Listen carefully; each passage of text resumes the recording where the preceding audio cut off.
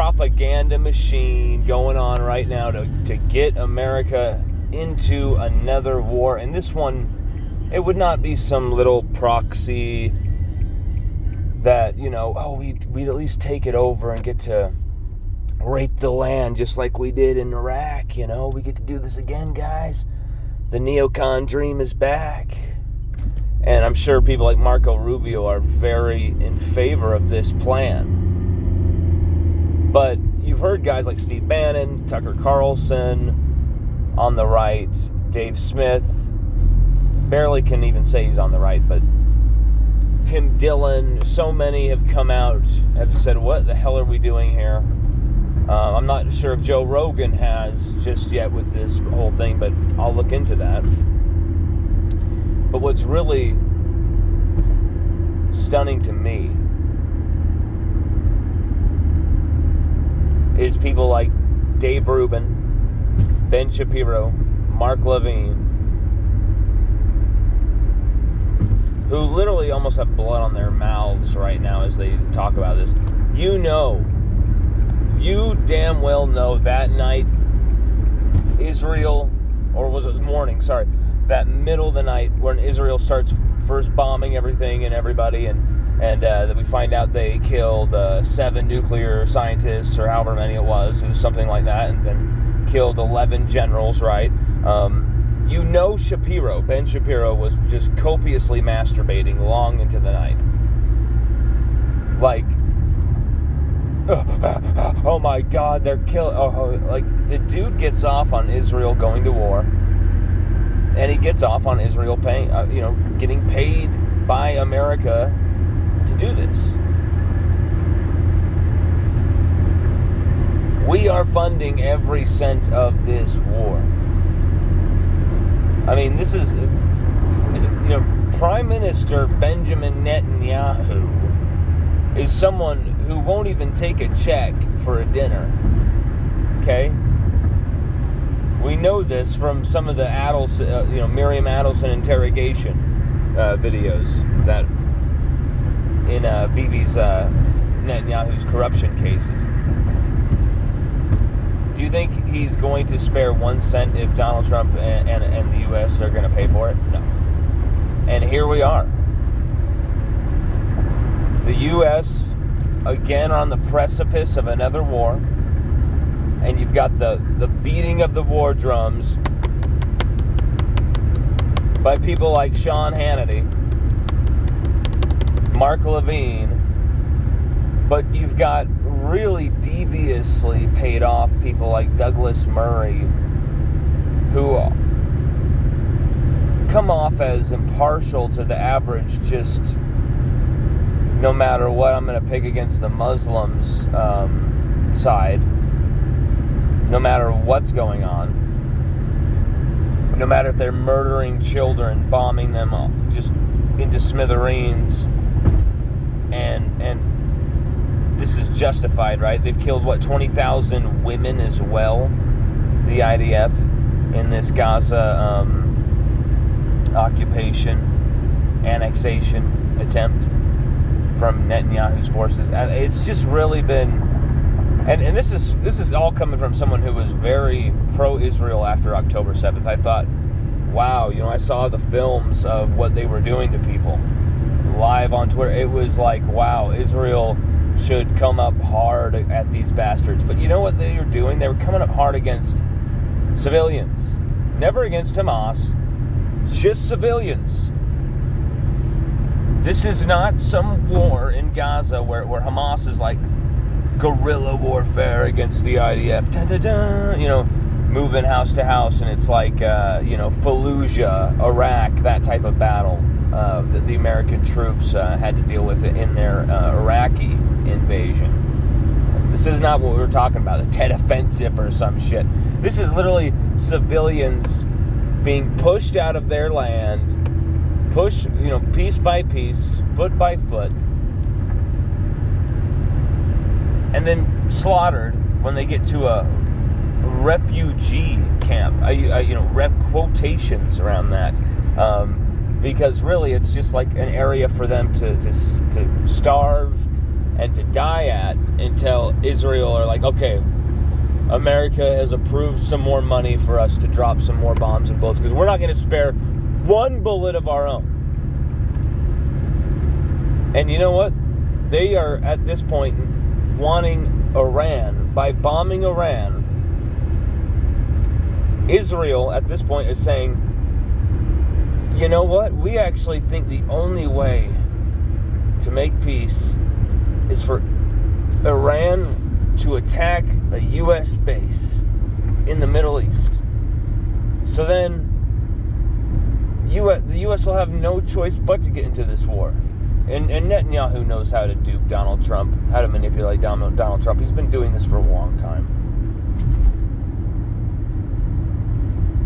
In fact, the only president he couldn't completely dupe into doing his every bidding was actually Bill Clinton.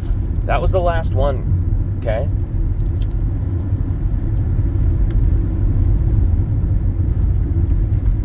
He talked everybody into his wars. And to continuously saber rattling and his quotes before Congress every time are exactly the same. It isn't just a threat for Israel or its surrounding neighbors. Or, sorry, he'll say surrounding Arab neighbors. It is a threat for all mankind. What was it? A threat for America and a threat for all mankind. He literally said the same speech that he did in 1990, that he did in the 2000s for the Bush-Iraq invasion, and he's done it again in his justification speech after bombing the shit out of Tehran.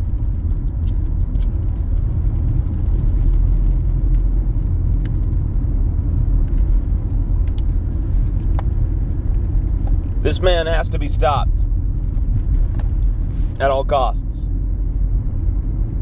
When you look at Benjamin Netanyahu, at least for me, I see real darkness. I see a man of real darkness. I'm talking a savagery that's like I'm a fan of. If someone of that mindset's going to be playing on a sports team for me, like they're just going to go out and just annihilate the enemy. But this is a man who has no problem murdering women, children, elderly, whoever. He does not care. If you are in the way of him maintaining his power, not even Israel maintaining their power. I mean, this guy was raised in a secular Jewish household. This dude is not even really a practicing Jew. Even though he'll pretend that way in front of Ben Shapiro to get Ben Shapiro to be all, oh, you're like my Jewish grandfather telling me stories around the campfire. You know, like it's bullshit. And you look at guys like Dave Rubin, Ben Shapiro, they have not said a word about Israel before this attack. They, after October 7th and the bloodlusting and all that stuff, they went away for quite a while after Rafah. Because Israel, they could not make a sound argument as to what Israel was doing. And Ben Shapiro knew it. And so he just stayed away from that topic. Didn't he? And Dave Rubin did too. In fact, I don't think there's any podcaster in the world who takes more vacations than Dave Rubin. He's constantly taking, maybe to go to Russia to try to get more funding. I'm not sure. But, these guys are obviously paid off for these opinions. I mean, it's so damn obvious.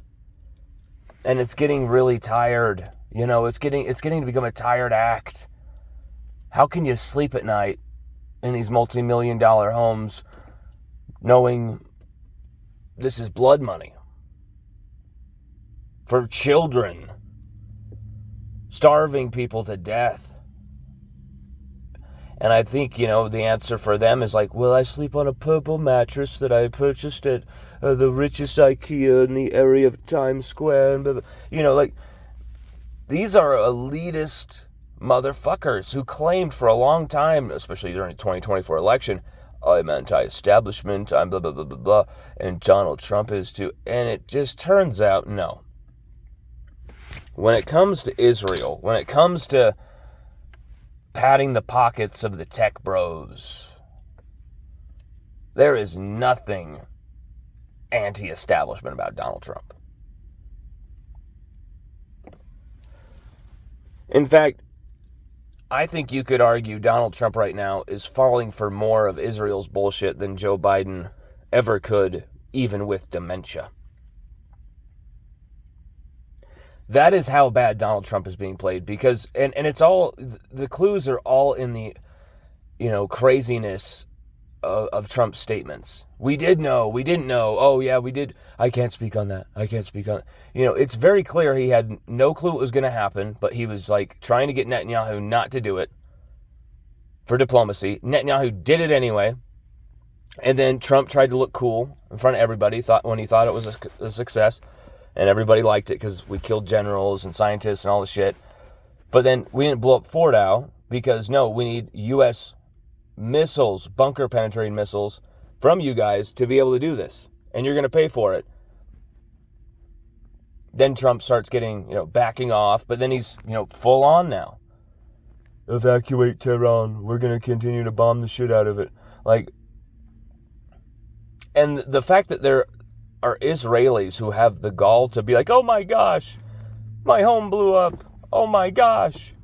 After they've been murdering and starving with a blockade, no electricity, barely any water for the Palestinians for a year and a half, and then bomb the shit out of Iran, and they really are like, oh my God, this is what happened to me. Oh my, it is absolutely stunning. I don't want anyone to die. I don't want anyone to lose their homes. But it's just, wow. When you have hatred for people, karma comes back. We need to stop this thing immediately before this gets further out of control. The U.S. cannot afford to do this war. Cannot afford to do this war. It will bankrupt this country. It will destroy this country.